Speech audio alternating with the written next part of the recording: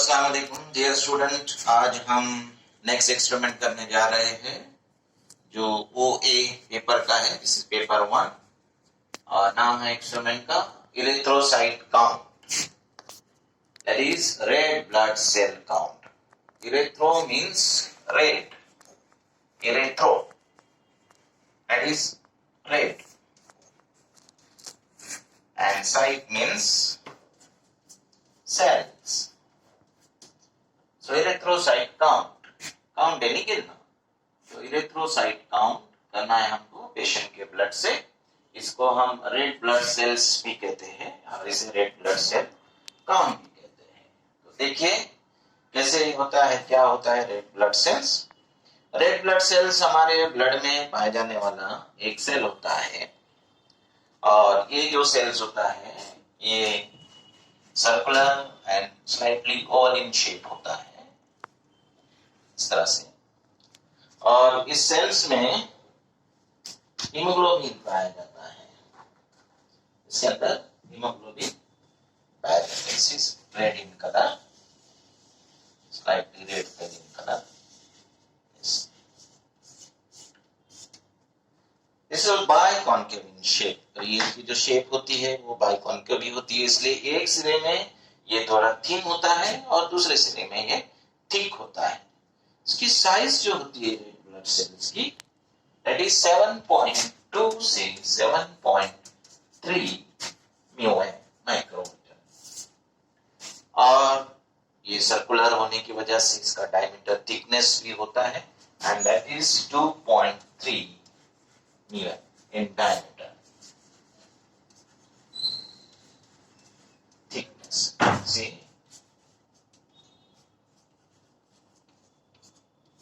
Thick. So red blood cells.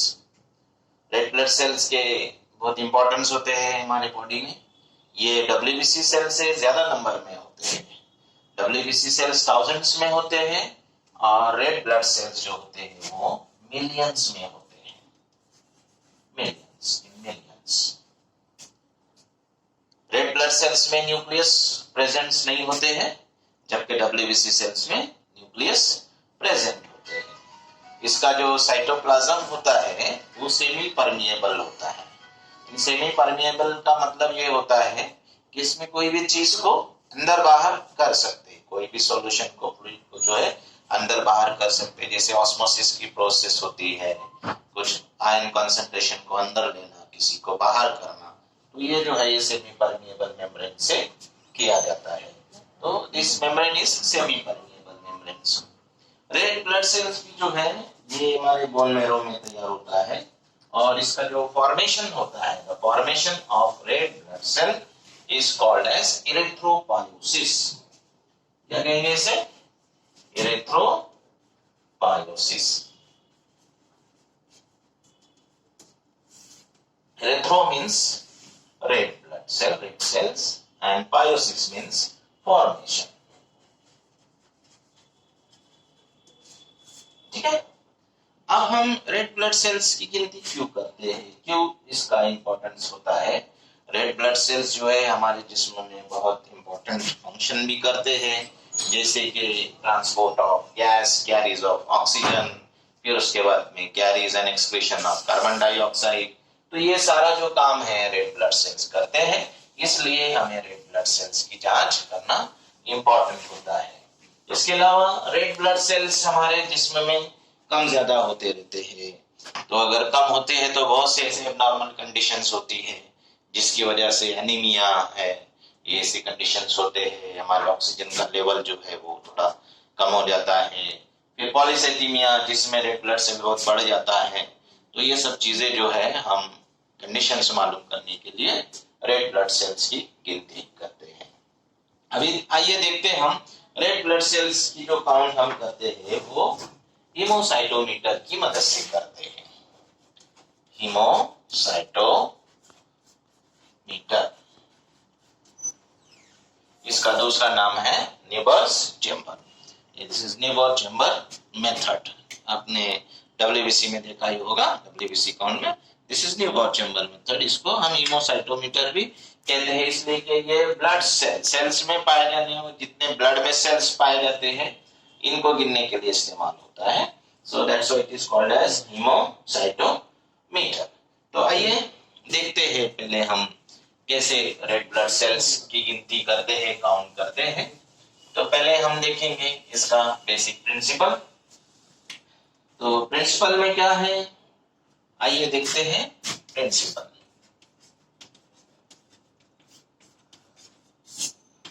Basic principle क्या होता है कि जब हम रेड ब्लड सेल्स मरीज से लेते हैं, पेशेंट से लेते हैं, तो उसको काउंट करने के लिए हम उसको डाइल्यूट करते हैं।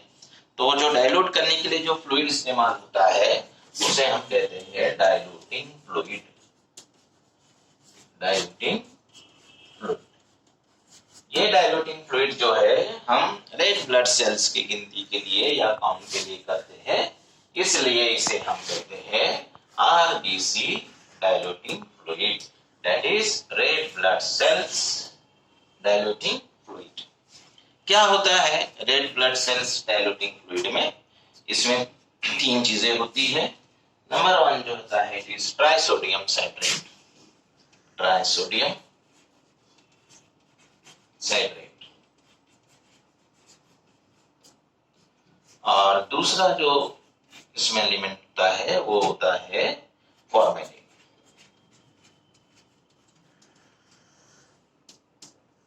और उसके बाद में तीसरा जो है हम इस्तेमाल करते हैं इट इज डिस्टिल्ड वाटर।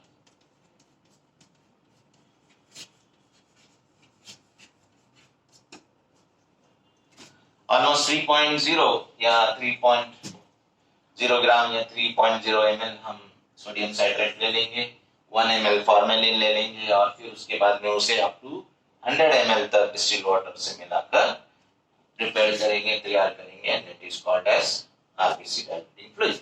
अब इस फ्लूइड का देखिए क्या प्रिंसिपल पे ये फ्लूइड काम करता है, जिसकी वजह से हम एरिथ्रोसाइट काउंट कर सकते हैं या रेड ब्लड सेल्स की गिनती कर सकते हैं। जब हम ब्लड को आरबीसी डाइल्यूटिंग पिपेट में लेते हैं,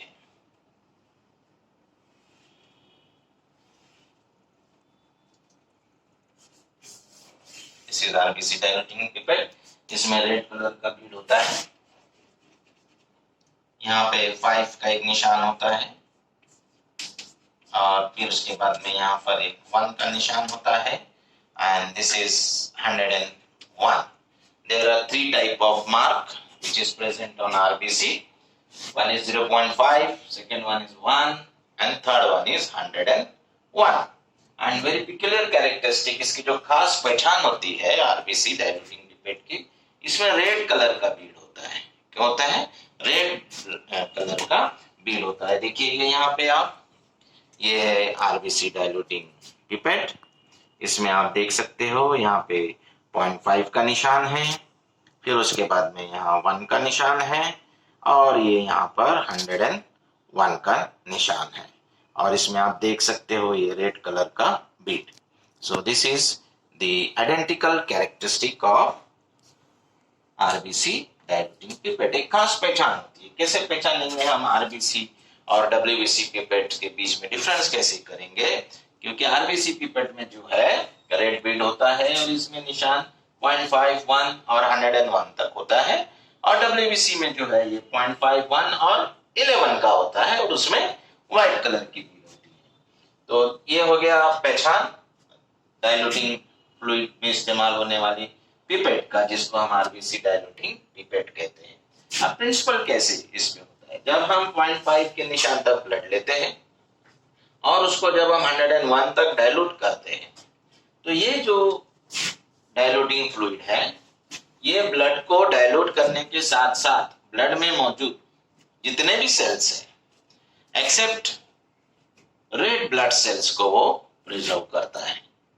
सिर्फ रेड ब्लड सेल्स को प्रिजर्व करता है और हमें सिर्फ उसमें रेड ब्लड सेल्स दिखाई देते हैं।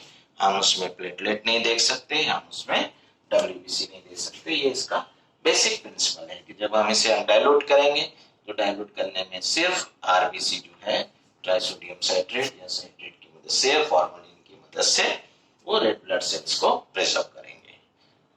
ये हो गया उसका बेसिक प्रिंसिपल। अभी आते हैं प्रोसीजर। प्रोसीजर देखिए क्या होता है। Very simple procedure, it is same at is WBC but there is slightly change, थोड़ा सा इसमें चेंज है। क्या चेंज है हम अभी देखेंगे इसमें। सबसे पहले हम पेशेंट का ब्लड सैंपल प्रिपेयर करेंगे। आप चाहे तो आप EDTA में ब्लड कलेक्ट कीजिए या फिंगर प्रिक जिसे हम कैपिलरी ब्लड कहते हैं उससे हम ले सकते हैं। तो फर्स्ट क्या करेंगे हम RBC डायल्यूटिंग पिपेट में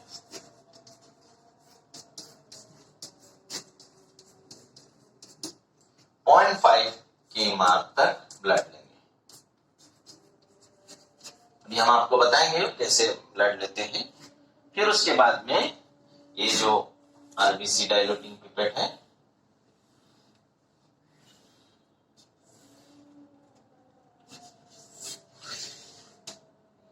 1 2 3 4 5 6 1 601 this is red bead। तो first we take up to the mark of 0.5 blood। फिर उसके बाद हम उसे RBC डायल्यूटिंग पिपेट से या डायल्यूटिंग फ्लूइड की मदद से हम इसे डायल्यूट करेंगे और ये डायल्यूट हम 101 के मार्क तक करेंगे। ठीक है। फिर उसके बाद जैसे हमने WBC में मिक्स किया था उसी तरह से हम इस पिपेट को दोनों हथेली के दरमियान रखकर बीच में रखकर इस तरह से उसको हम मिक्स करेंगे ताकि सारा फ्लूइड है और ब्लड है वो अच्छी तरह से मिक्स हो जाए। मिक्स होने के बाद उसे हम 2 मिनट रखेंगे और 2 मिनट रखने के बाद में हम उसे न्यूबोर चेंबर पर लोड करेंगे। न्यूबोर चेंबर पर लोड कैसे करेंगे, पहले हम न्यूबोर चेंबर लेंगे, उसे क्लीन करेंगे। क्लीन करने के बाद हम उस पर कवर स्लिप रखेंगे और कवर स्लिप रखने के बाद में हम जो डायल्यूटिंग फ्लूइड हमने लिया है RBC डायल्यूटिंग पिपेट में उससे 2 ड्रॉप डिस्कार्ड करेंगे और 3rd ड्रॉप हम उस पर लोड करके उसकी हम गिनती करेंगे। तो ये एक प्रोसीजर है। आइए देखिए कैसे प्रोसीजर होता है। अभी हम करते हैं, आपको बताते हैं कि कैसे RBC होता है। देखिए बहुत ही प्रिकॉशन लेना है, खासतौर से आजकल जो वायरल पेंडेमिक चल रहा है तो बहुत ही प्रिकॉशन से आप कीजिए। मुझे भी करना है, आपको भी करना है। लेट्स सी, सबसे पहले सैनिटाइज कीजिए। हम फिंगर प्रिक से करेंगे।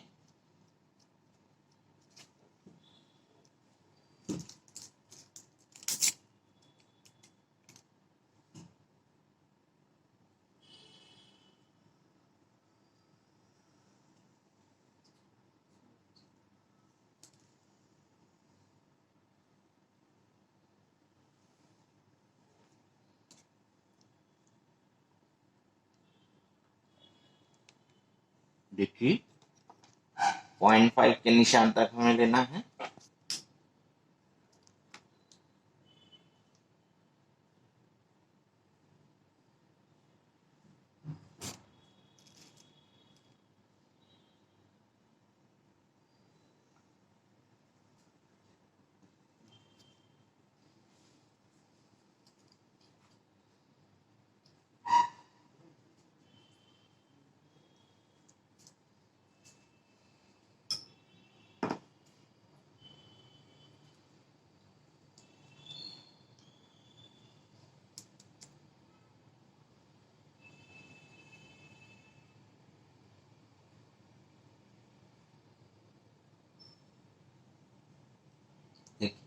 एक्सेस ब्लड को जो है हम हटा देंगे कॉटन की मदद से।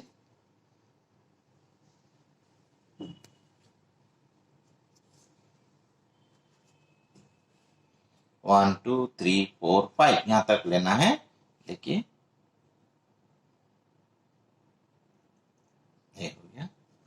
अब उसके बाद this is diluting fluid.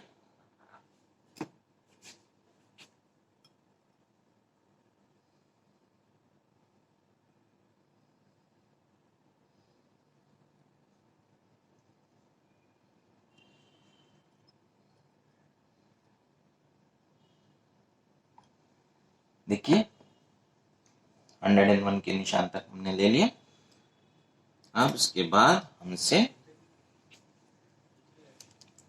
Mix करेंगे।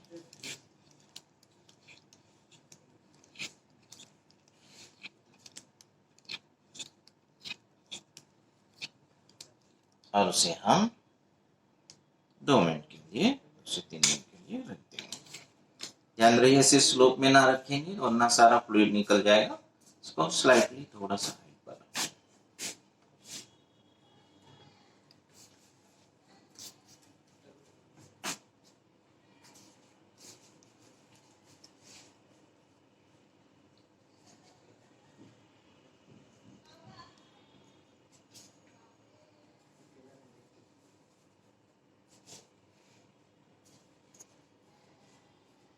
दो से 3 मिनट होने के बाद में हम न्यूबॉर चेम्बर को रेडी करेंगे लोडिंग के लिए।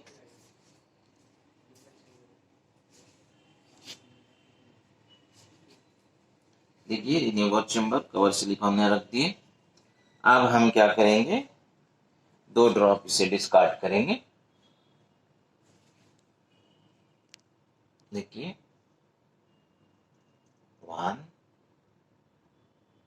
2 and third will be loaded here। देखिए कैसे जा रहा है। ओके, अब ये लोड करने के बाद में देखिए पूरा लोड हो गया इसमें। अब लोड करने के बाद हम इसे माइक्रोस्कोप में एडजस्ट करेंगे।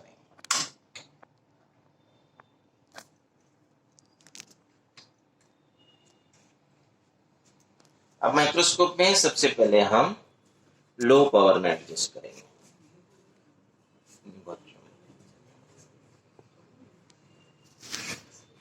लो पावर में हम एडजस्ट क्या करेंगे, देखिए न्यूबॉर चेम्बर में मुख्तलिफ जो है वो खाने होते हैं।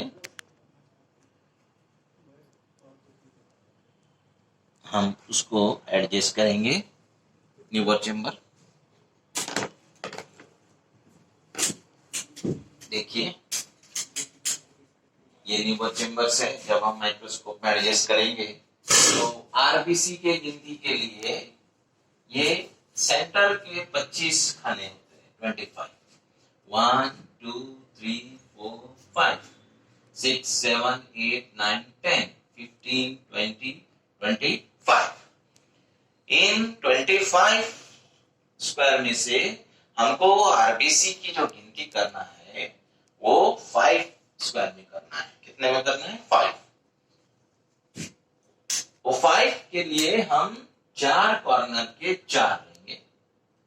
R1 R2, आप चाहे इसे R3 दीजिए या इसे दीजिए R3 R4 और एक सेंटर में R5।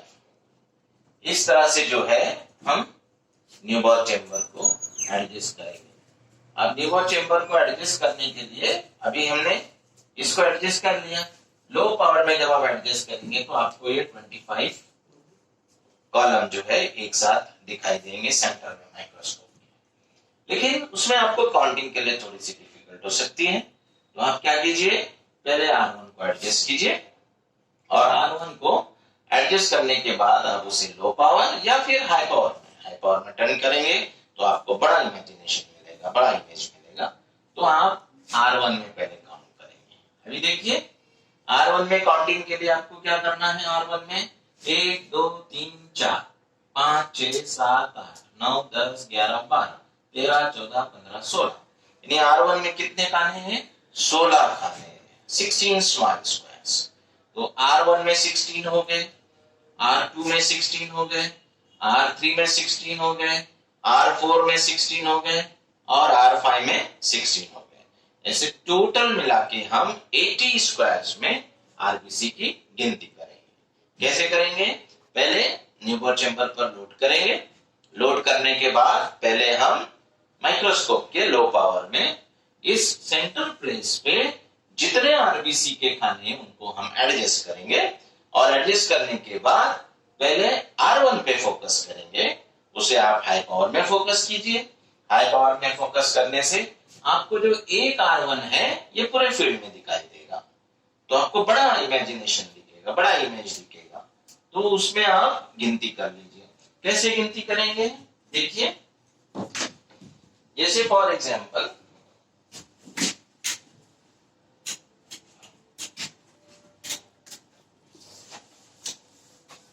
न्यूवर चैम्बर्स, आपने R1 को एडजस्ट कर लिया माइक्रोस्कोप में,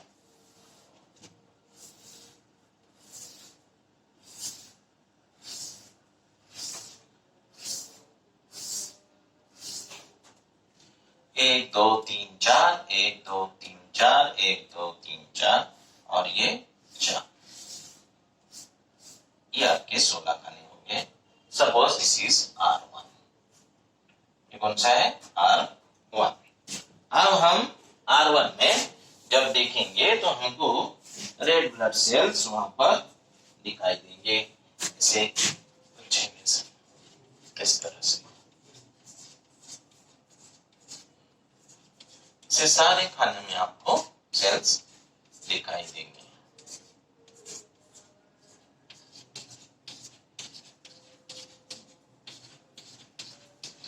तो ये हम सेल्स को गिनेंगे। यहाँ भी आप ध्यान रखिए कि अगर कोई सेल्स लाइन पर इस तरह से है तो हम इसे नहीं गिनेंगे, अगर कोई सेल्स मैक्सिमम हिस्सा उसका इस खाने में है तो हम इसे गिनेंगे, इसे हम नहीं गिनेंगे। इसी तरह से दो लाइन के बीच में अगर इस तरह से सेल्स है तो ना तो हम इसे यहाँ गिनेंगे और ना हम इसे यहाँ गिनेंगे, तो ये सेल को हम नहीं गिनेंगे। ध्यान रखिए कि सेल्स जो है पूरी तरह खाने के अंदर हो, स्क्वायर के अंदर हो, या उसका मैक्सिमम हिस्सा जो है वो इस खाने में हो, तो उसी खाने में हम इसकी गिनती करेंगे। इस तरह से हम R1 की गिनती करेंगे, R2 की गिनती करेंगे, R3 की करेंगे, R4 की करेंगे और R5 की करेंगे। तो जितना भी सेल्स आएगा R5 तक गिनने तक, ये होगा हमारा total number of cell, is called as number of cells counted in R1 plus R2 plus R3 plus R4 plus R5, ये हो गया नंबर ऑफ सेल्स काउंटेड। लेकिन एक्चुअल सेल वहां पर है कितने? 25। कितने दिखाई दे रहे हैं आपको? 25। तो 25 में से हम सिर्फ 5 गिनते हैं और 5 में से हर एक सेल जो होता है वो 16 का होता है। तो ऐसे हम सेल्स की गिनती करेंगे माइक्रोस्कोप में, और R1, R2, R3, R4, R5 जो है वो हम देखेंगे। ठीक है,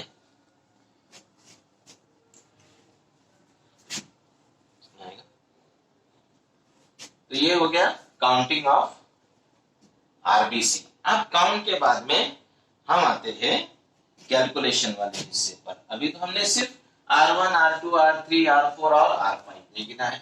अब कैलकुलेशन हम इसका कैसे करेंगे देखिए।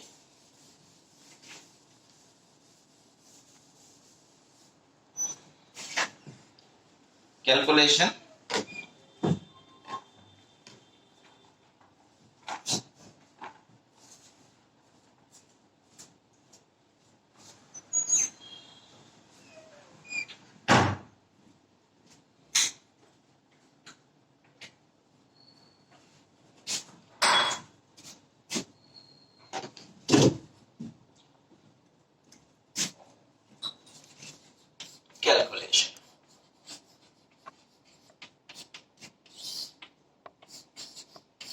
RBC in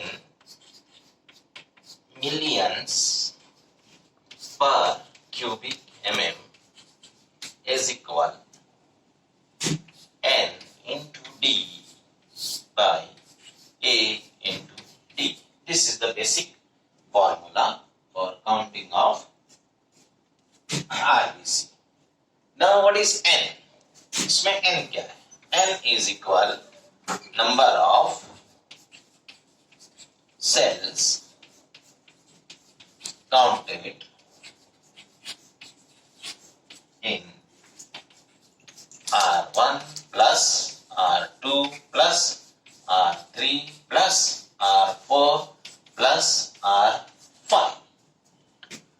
is D?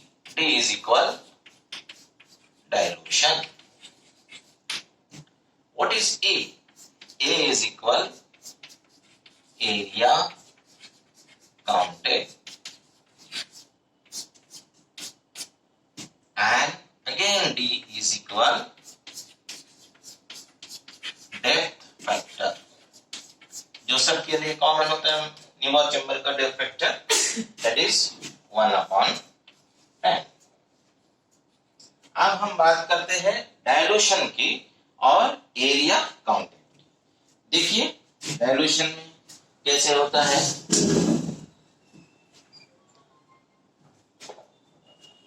For example ये है आरबीसी डाइल्यूटिंग पीपल.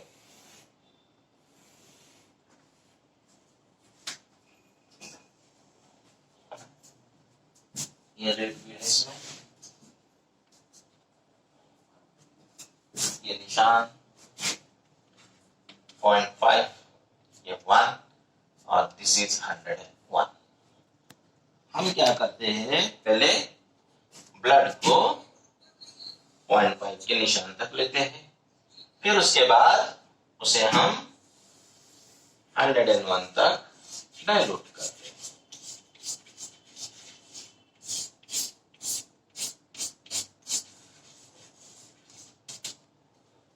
तो ये 0.5 एक हिस्सा, फिर उसका डबल हो गया. अब इसका जो है और 101 पार्ट हो गया, तो टोटल जो डाइल्यूशन इसका होता है वो 1:201 होता है. कितना होता है? 1:201. लेकिन इसको कैलकुलेशन के लिए हम लेते हैं 1:200. हो गया डाइल्यूशन क्लियर. तो आरबीसी का डाइल्यूशन कितना हो गया? 1:200. अब हम एरिया काउंटेड पे आते हैं. एरिया काउंटेड में कैसे है, देखिए आप न्यूबॉर चेंबर को जब देखेंगे वहां पर, तो न्यूबॉर चेंबर में कितने आरबीसी के टोटल खाने कितने हैं, टोटल स्क्वायर कितने हैं? 25. कितने हैं? 25. 25. अब ये 25 है,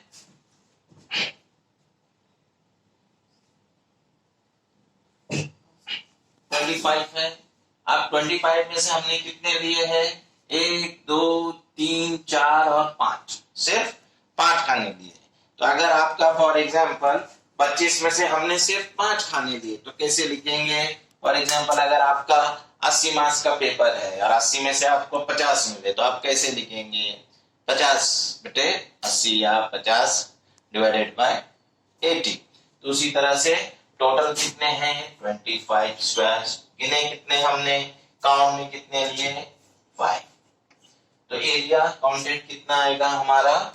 5/25. ठीक है. अब ये जो वैल्यूज है ये हम इस फॉर्मूले में पुट अप करते जाएंगे. तो देखिए आगे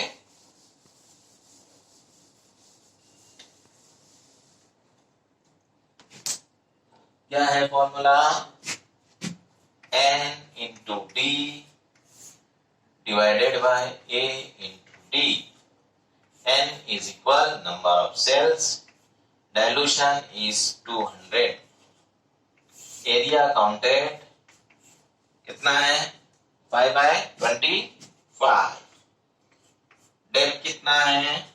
1/10. ठीक है. आप देखिए हम इसको शॉर्ट करेंगे. 5 1 is 5, 5 5 25. अब ये होगा n into 200. अब ये 1/5 है, इसको हम ऊपर ले लेंगे तो ये हो जाएगा 5. फिर उसके बाद में ये 1/10 है, इसको हम ऊपर ले लेंगे तो ये हो जाएगा 10. अब फिर से लिखिए n into 200 into 5 into 10 is 50. अब फिर और आगे बढ़िए. 0 5 0 0 5 0 0 5 to 10. कितना हो गया? 10 100 1000, 10,000, कितना हो गया? 0, 500, 500, 5 to 10, n into 10,000, कितना हो गया? n into 10,000। तो जितना n R1, R2, R3, R4, R5 का जितना भी काउंट यहाँ पे आएगा उसको हम n into 10,000 करेंगे, तो जो भी वैल्यूज आएगा वो हमारा आरबीसी इन मिलियन आएगा। अभी देखिए फॉर एग्जांपल अगर हम R1, R2, R3, R4, R5 की गिनती करते हैं, अब इसको हम देखेंगे फिगर में रख के। अगर हमारा ऑब्जर्वेशन आता है R1 में फॉर एग्जांपल आया 125, R2 में आ गया 130, R3 में आया 132, R4 120 और अगर R5 हमारा आता है 121, तो अभी हम इसको काउंट करेंगे। कितना? 5 2 7 और 1 8, 2 3 5 3 8 10 2 12, 1 2 3 4 5 6, कितना हो गया? 628। अभी 628 क्या हो गया हमारा? दिस विल बी n, क्या होगा? n। अब इस n को हम यहां पर रख के देखेंगे। देखिए 625 into 10,000, तो कितना आएगा ये? आप देखिए 1 2 3 4, फिर 5 2 6, कितना हो गया? 62,50,000। ये हो गया लैक्स में। कितना हो गया? लैक्स में। अब हमको आरबीसी काय में गिनना है? हमको मिलियंस में गिनना है। तो 1 million is equal to 10 lakhs. 1 million यानी 10 लाख। तो 62 मिलियन कितना हो गया हमारा? 6.2। ये 62 लैक्स जो है कितना मिलियन हो जाएगा हमारा? 6.25। तो रिजल्ट हमारा क्या आएगा? 6.25 million per cubic mm. So what will be the result? The result will be RBC count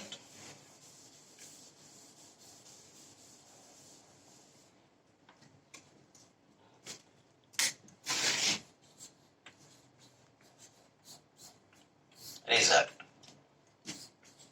RBC count of given blood sample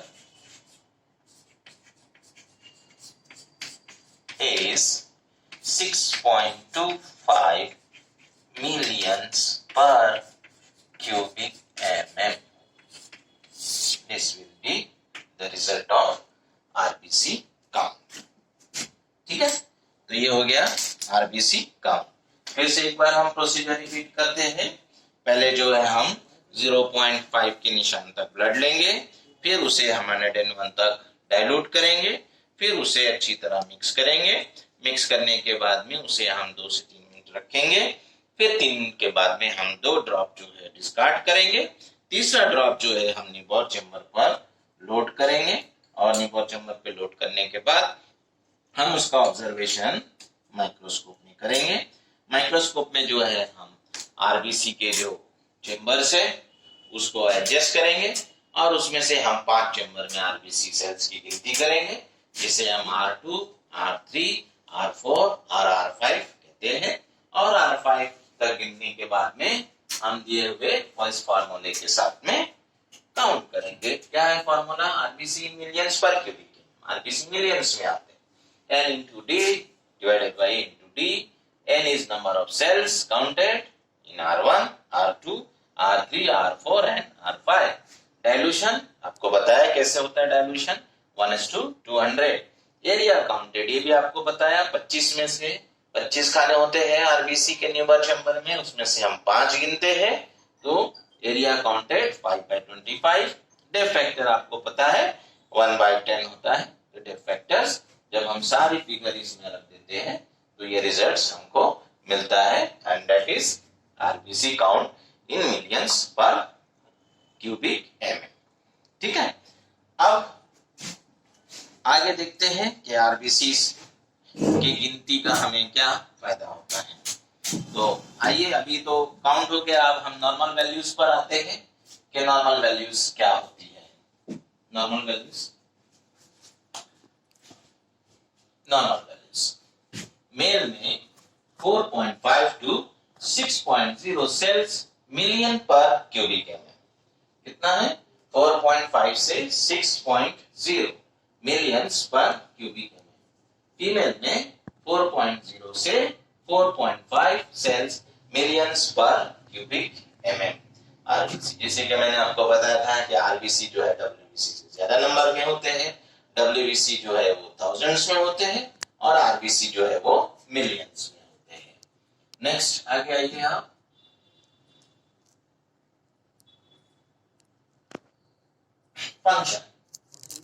function क्या होता है रेड ब्लड सेल्स का?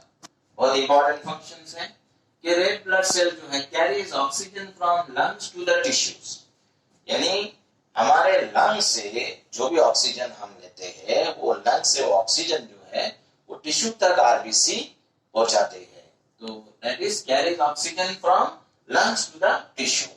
दूसरा फंक्शन इसका क्या है? Carries carbon dioxide from the tissue to the lung, यानी tissue से वो लंग्स की तरफ पहुंचाते हैं।